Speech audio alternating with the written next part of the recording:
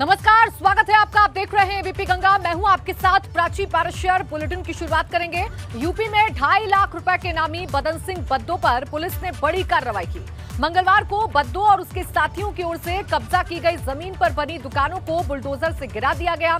आपको बता दें कि बदन सिंह बद्दो और उसके साथियों ने टीपी नगर इलाके के ट्रांसपोर्ट नगर जगन्नाथपुरी में ये दुकानें बनाकर करोड़ों की कीमत में बेची थी। इन्हीं दुकानों को लेकर पुलिस ने कुछ महीने पहले मेरठ विकास प्राधिकरण को रिपोर्ट भेजी थी। जांच के बाद दुकानें अवैध पाई गईं। बदन सिंह यूपी का मोस्ट वांटेड अपराधी है और 2019 से फरार है। तस्वीरें हम आपको दिखा रहे हैं। देखिए, बदन सिंह बद्दो पर यह कार्रवाई की गई है। ये बुलडोजर चला है। एक बार फिर से बुलडोजर की कार्रवाई उत्तर प्रदेश में देखने को मिल रही है। मेरठ में माफिया बदन सिंह बद्दो पर कार्रवाई हुई है। उसके अवैध निर्माण को गिराया गया है। दरअसल अवैध दुकानों का निर्माण करवाया गया था और इस अवैध निर्माण को बुलडोजर ने तोड़ा है। आपको बता दें कि 2019 से बदन सिंह बद्दो फरार चल रहा है, लेकिन अब उसकी अवैध प्रॉपर्टीज पर शिकंजा कसना शुरू हो गया है।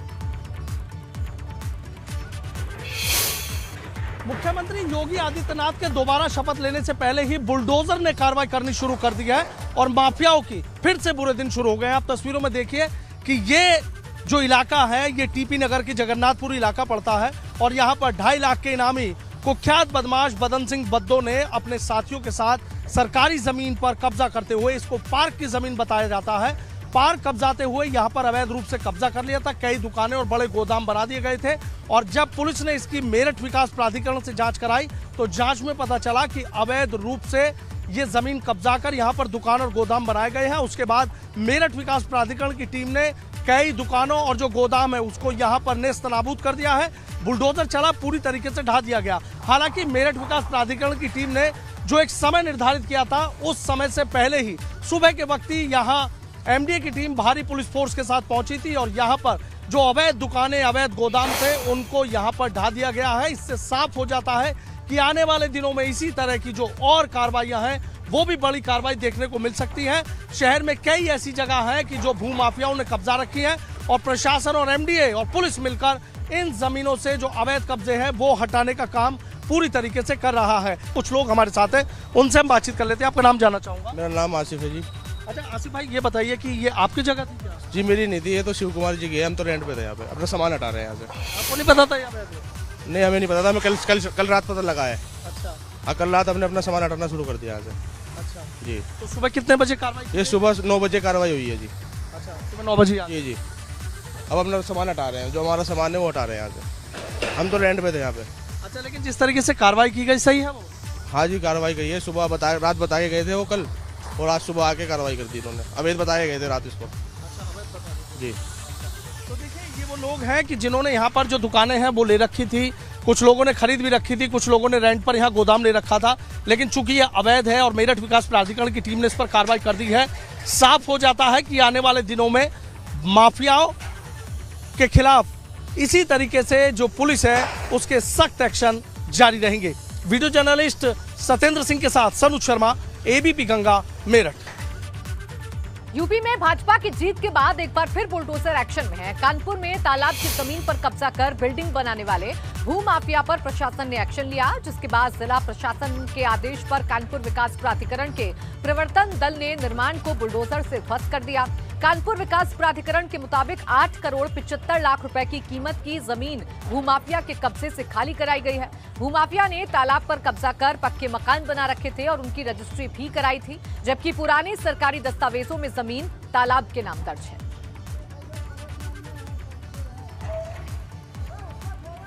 यूपी चुनाव के परिणाम आने के बाद प्रदेश में बुलडोजर का क्रेज बढ़ गया है। होली के त्योहार के मद्देनजर दुकानों पर रंग भी बुलडोजर के नाम से बिक रहा है। इतना ही नहीं, कुछ महिलाएं तो हाथों पर मेहंदी से भी बुलडोजर बनवा रही हैं।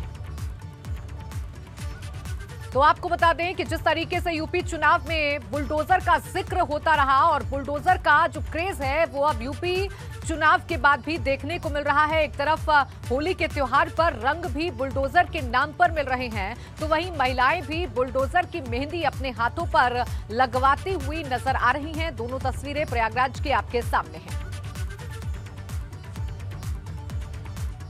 उधर यूपी में मिली हार के बाद सपा अध्यक्ष अखिलेश यादव ने ट्वीट किया है। उन्होंने ट्वीट में दावा किया है कि पोस्टल बैलेट में सपा गठबंधन को 51.5% वोट मिले। उनके हिसाब से 304 सीटों पर सपा गठबंधन की जीत चुनाव का सच बयान कर रही है। इस दौरान उन्होंने भाजपा पर हमला बोला कि सत्ताधारी याद रखें, छल से बल नहीं मिलता। तो देखिए, आइए आपको वो ट्वीट दिखा देते हैं जिसमें अखिलेश यादव ने भारतीय जनता पार्टी पर हमला बोला है। लिखा है कि पोस्टल बैलेट में सपा गठबंधन को 51.5% वोट मिले और उनके हिसाब से 304 सीटों पर सपा गठबंधन की जीत हुई है, जो कि चुनाव का सच बयां कर रही है। पोस्टल बैलेट डालने वाले हर उस सच्चे सरकारी कर्मी, शिक्षक और मतदाता का धन्यवाद जिसने पूरी ईमानदारी से हमें वोट दिया। सत्ताधारी याद रखें, छल से बल नहीं मिलता।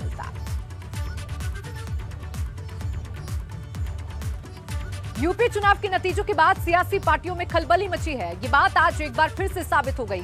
सपा के सहयोगी महान दल के अध्यक्ष केशव देव मौर्य ने बड़ा बयान दिया। उन्होंने कहा कि सपा के प्रत्याशी विधानसभा चुनाव के दौरान ओवर कॉन्फिडेंस में आ गए थे और उन्होंने महान दल के कैडर का चुनाव के दौरान इस्तेमाल नहीं किया। इतना ही नहीं, केशव देव मौर्य ने तो यहां तक कह दिया कि स्वामी प्रसाद मौर्य भाजपा से सपा में एक रणनीति के तहत आए और उनके आने के बाद समाजवादी पार्टी ने महान दल को किनारे कर दिया। अगर ऐसा नहीं हुआ होता तो आज तस्वीर दूसरी होती। बताया जा रहा है कि केशव देव मौर्य ने दावा किया है कि गठबंधन में अहमियत नहीं मिली तो वो दूसरे विकल्प पर भी विचार करेंगे। मैं ये कह रहा हूं, समाजवादी पार्टी के प्रत्याशियों के द्वारा महान दल कैडर का, महान दल के समर्थकों को इस्तेमाल कम हुआ। उस वोट पे फोकस समाजवादी पार्टी के प्रत्याशियों को नहीं था कि ये वोट भी उन्हें मिल सकता है और ये भारतीय जनता पार्टी को नुकसान डबल का कर सकता है, और ये इस्तेमाल नहीं हुआ। अब उसके पीछे कौन सा कारण है? केवल ओवर कॉन्फिडेंस हुआ कि हम तो जीत रहे हैं, हमें ज़रूरत नहीं मेहनत करने की। समाजवादी पार्टी के जो प्रत्याशी मुझसे मिलते थे, जो संपर्क में थे, सब में ओवर कॉन्फिडेंस था। और मैं ये कह रहा हूँ, रणनीतिक चाल हो सकती है कि स्वामी प्रसाद मौर्य जी को भेज के और प्रत्याशियों को और ओवर कॉन्फिडेंस किया जाए, और ओवर कॉन्फिडेंस किया गया। और जब तक स्वामी प्रसाद मौर्य जी नहीं आए थे, महान दल का इस्तेमाल हो रहा था, महान दल के लोगों को पूछा जा रहा था, महान दल के पदाधिकारियों से वोट के बारे में जानकारी ली जा रही थी, कहाँ कितना वोट है। और जब स्वामी प्रसाद मौर्य जी आए तो समाजवादी पार्टी के जितने भी प्रत्याशी थे वो ओवर कॉन्फिडेंस में आ गए। उन्होंने महान दल को एकदम किनारे रखा, उनका इस्तेमाल नहीं हुआ। और महान दल का इस्तेमाल हुआ होता तो दो फायदे होते। एक तो समाजवादी पार्टी का वोट बढ़ता और दूसरा भारतीय जनता पार्टी का नुकसान होता, क्योंकि 2017 में ये पूरा का पूरा वोट भारतीय जनता पार्टी में गया था। और यूपी में सरकार गठन और मंत्रिमंडल के चेहरे पर कल शाम दिल्ली में बड़ी बैठक होने वाली है। इस बैठक में योगी आदित्यनाथ समेत यूपी कोर कमेटी के सदस्य मौजूद रहेंगे।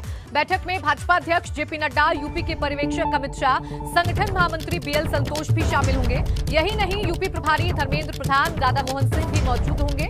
भाजपा की बड़ी बैठक में मंत्रिमंडल के चेहरों पर मंथन होगा। यूपी से केशव प्रसाद मौर्य, दिनेश शर्मा, स्वतंत्र देव सिंह, सुनील बंसल भी बैठक में मौजूद रहेंगे। तो बैठक कल होने वाली है और ये बैठक काफी अहम है। देखिए, कल बैठक में योगी आदित्यनाथ, जेपी नड्डा, अमित शाह और धर्मेंद्र प्रधान इस बैठक का हिस्सा होंगे। मंथन किया जाएगा, मंत्रिमंडल के चेहरों को लेकर मंथन इस बैठक में होगा। इसके अलावा संगठन महामंत्री बीएल संतोष, केशव प्रसाद मौर्य, स्वतंत्र देव सिंह, सुनील बंसल संगठन मंत्री, ये भी इस बैठक में मौजूद रहेंगे, बैठक का हिस्सा रहेंगे, जिसमें चर्चा मंत्रिमंडल के चेहरों को लेकर की जाएगी कि आखिर मंत्रिमंडल का स्वरूप कैसा होगा, क्योंकि मंत्रिमंडल गठन के साथ ही 2024 को साधने की भी कोशिश भारतीय जनता पार्टी के तरफ से होगी। एक संतुलन बनाने की कोशिश होगी, क्योंकि जिस तरीके से इन चुनावों में भारतीय जनता पार्टी ने जातिगत समीकरणों को तोड़कर जीत हासिल की, जातिगत जिस तरीके से सियासी हवा चलती है उसे तोड़कर जीत हासिल की, उसके बाद संतुलन बैठाने की कोशिश भारतीय जनता पार्टी की तरफ से तमाम जातियों को लेकर की जाएगी। और आगरा ग्रामीण सीट से बेबी रानी मौर्य को जीत मिली। उन्हें इस बार बड़ी जिम्मेदारी मिलने के कयास तेज हैं। हालांकि बेबी रानी मौर्य का कहना है कि इसके बारे में उनके पास कोई जानकारी नहीं है। वहीं जीत के कारणों पर उन्होंने क्या कुछ कहा, आइए देखते हैं बेबी रानी मौर्य से एक्सक्लूसिव बातचीत। बीजेपी में सत्ता वापसी के बाद अब मंत्रिमंडल गठन का दौर चल रहा है और ऐसे में कयासों का बाजार गर्म है। हमारे साथ हैं बात करने के लिए राष्ट्रीय उपाध्यक्ष और आगरा ग्रामीण सीट से जो चुनकर विधायक चुनी गई हैं बेबी रानी मौर्य जी। मैम, क्या लग रहा है, अब मंत्रिमंडल की बारी है, कहा जा रहा है कि 2024 लोकसभा चुनाव की कहीं ना कहीं को ध्यान में रखते हुए ये पूरा मंत्रिमंडल का गठन किया जाएगा, सारी चीज़ें, सारे इक्वेशन इसमें फिट किए जाएंगे? नहीं, ये तो देखिए, जब राजनीति करते हैं तो सारी चीज़ों को ध्यान भी रखना पड़ता है। और सबसे बड़ी बात तो यह है कि प्रधानमंत्री जी की जो योजनाएं थी, मुख्यमंत्री की जो योजनाएं थी, जिसके कारण हम अपने बहुमत से सरकार बना रहे हैं और 24 में भी हम फिर से प्रधानमंत्री बनाएंगे मोदी जी को। लग रहा है कि महिलाओं ने भी बहुत बढ़ चढ़ कर वोट किया है और महिला नेत्रियों में बात की जाए तो आपसे सीनियर तो मुझे नज़र कोई नहीं आ रहा। लगातार चल रहा है सोशल मीडिया पर, बधाइयों का दौर चल रहा है। ये कोई कह रहा है कि विधानसभा अध्यक्ष बनाई जाएंगे, कोई कुछ कह रहा है बड़ी जिम्मेदारी मिलेगी। ये इस तरह की चीज़ें आपके पास आ रही हैं तो क्या सोचती हैं, क्या रिएक्शन रहता है? नहीं, अभी तो मेरा कोई रिएक्शन नहीं है। पार्टी जो भी जिम्मेदारी देगी उसका निर्वहन करूँगी मैं। बेबी रानी मौर्य जो आगरा ग्रामीण से बड़े मतों से जीत कर चुनी गई हैं, उनका कहना है कि अभी कोई सूचना नहीं आई है, लेकिन लगातार ये कहा जा रहा है कि बड़ी जिम्मेदारी बेबी रानी मौर्य को मिलेगी। उनके लिए पार्टी ने बहुत कुछ सोचा हुआ है, तो ऐसे में अब बस औपचारिक सूचना का इंतज़ार बस किया जा रहा है। आगरा से नितिन उपाध्याय, एबीपी। और इसी बीच बड़ी खबर ये आ रही है कि उत्तर प्रदेश से जुड़ी हुई, जहां ब्रजेश पाठक ने दिल्ली में बीजेपी अध्यक्ष जेपी नड्डा और बीएल संतोष से मुलाकात की है। ब्रजेश पाठक ने मुलाकात दिल्ली में भाजपा दफ्तर पर की है। आपको बता दें, ब्रजेश पाठक ब्राह्मण चेहरा है, पार्टी के जीत दर्ज की है उन्होंने, और लगातार उनका जो नाम चल रहा है वो बड़ी जिम्मेदारियों को लेकर चल रहा है। ऐसे कयास लगाए जा रहे हैं कि ब्रजेश पाठक को इस बार कोई बड़ी जिम्मेदारी मिल सकती है और अब उन्होंने दिल्ली में शीर्ष नेतृत्व से मुलाकात की है। ब्रजेश पाठक ने जेपी नड्डा से मुलाकात की है। बीजेपी के राष्ट्रीय अध्यक्ष जेपी नड्डा, जिनसे मुलाकात ब्रजेश पाठक ने की है। तो ये बड़ी खबर यूपी की सियासत से जुड़ी हुई इस वक्त की है। ब्रजेश पाठक दिल्ली में जेपी नड्डा से मुलाकात उन्होंने की है। इसके अलावा बीएल संतोष से भी मुलाकात की है ब्रजेश पाठक ने।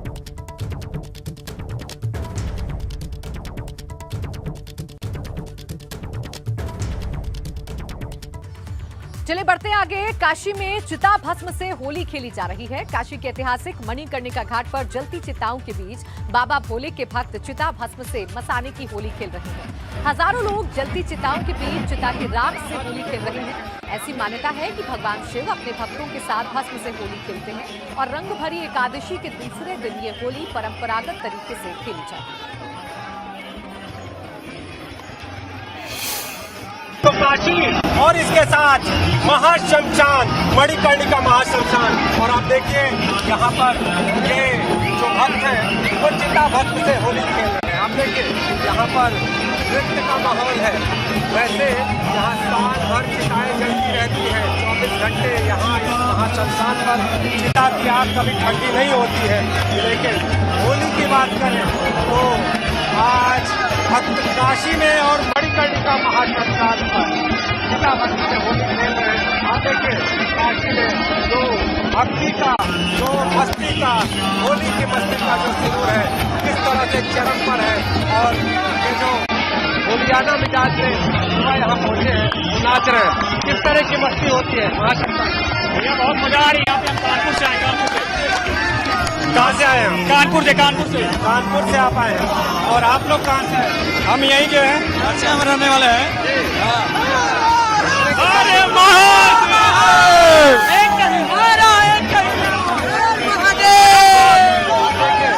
ये युवा है, हर हर महादेव का उद्घोष हो रहा है। और इसके ऊपर आप देखें वहाँ जो लोग हैं वो भी पूरी तरह से मस्ती में चूर है और जो भक्त हैं वो नाच रहे हैं। और बचाने की होली किस तरह से मस्ती भरी है ये देखिए यहाँ पर जो संत हैं, जो महात्मा हैं, वो भी पहुंचे हुए हैं। रंग और गुलाल भी है और इसके साथ चिता भस्म। तो होली अपने आप में खास होती है, लेकिन कहते हैं जब महादेव यहाँ पहुँचते हैं और काशी में जो होली का स्वरूप होता है वो अलग हो जाता है। चिता भस्म से महादेव होली खेलते हैं और इस घाट के बारे में तो अलग एक मान्यता है। वैसे तो अलग अलग शहरों में लोग होली की खुमारी में डूबे हैं, लेकिन प्रयागराज में होली की मस्ती में सियासी गुलाल उड़ता नजर आ रहा है। यहाँ हाल ही में आए चुनाव नतीजों के बाद होली पर सियासत का असर देखने को मिल रहा है। इस बार होली पर सियासी भाग गाए जा रहे हैं। का त्योहार होली देश ही नहीं बल्कि समूची दुनिया में पूरे उत्साह, उमंग और उल्लास के साथ मनाया जा रहा है। हंसी और ठिठोली के साथ मनाया जा रहा है, गीत और संगीत के जरिए मनाया जा रहा है। हमारे साथ ढेर सारे कलाकार यहाँ पर हैं, हमारे साथ मिश्रा बंधु हैं, हमारे साथ रुक्मिणी जी हैं, तमाम सच्चिदानंद जी हैं, कई और लोग हैं जो खास पॉलिटिकल होली के गीत जो है वो आपको गाकर सुनाएंगे। लेकिन शुरुआत करते हैं रुक्मिणी जी से, सुनते हैं होली का जो सबसे प्रचलित गीत है, होली खेले रघुबीरा। तो रुक्मिणी जी, बिना किसी भूमिका के सीधे तौर पर आप अपना गीत शुरू करिए। जोगी खेले रघुवीरा वध में, होली खेले रघुवीरा।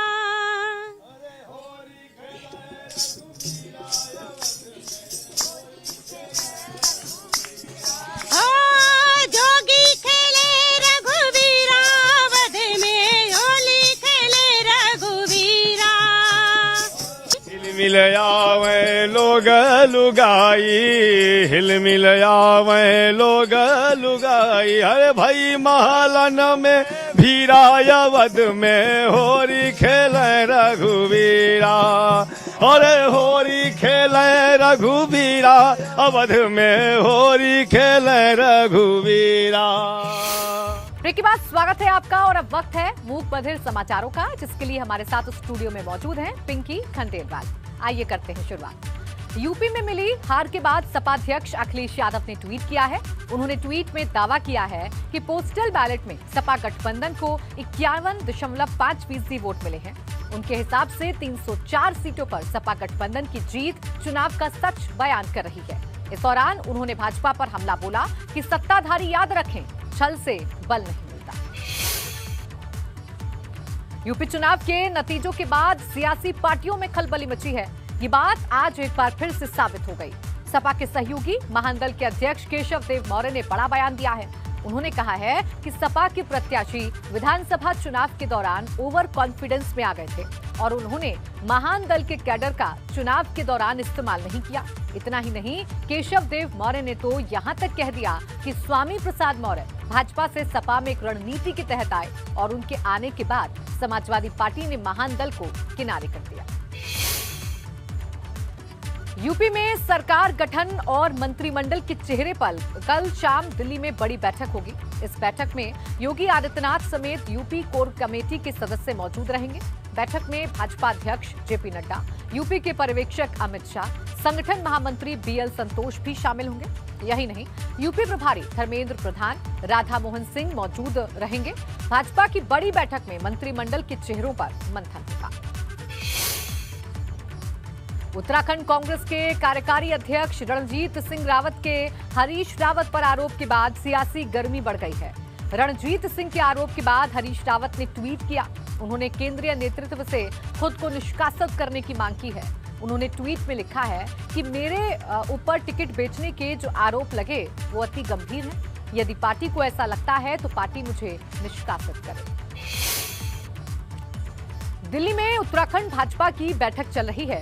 इस बैठक में उत्तराखंड के सीएम और कुमाऊं मंडल में कम सीटें मिलने पर चर्चा हो रही है। बैठक में खटीमा सीट पर सीएम पुष्कर धामी के हारने पर भी समीक्षा हो रही है। प्रदेश अध्यक्ष और संगठन मंत्री बैठक में हार पर रिपोर्ट दे रहे हैं। उत्तराखंड के चुनाव प्रभारी प्रहलाद जोशी भी मौजूद हैं। और इसी के साथ फिलहाल हमारे इस बुलेटिन में बस इतना ही। आप देखते रहिए एबीपी गंगा।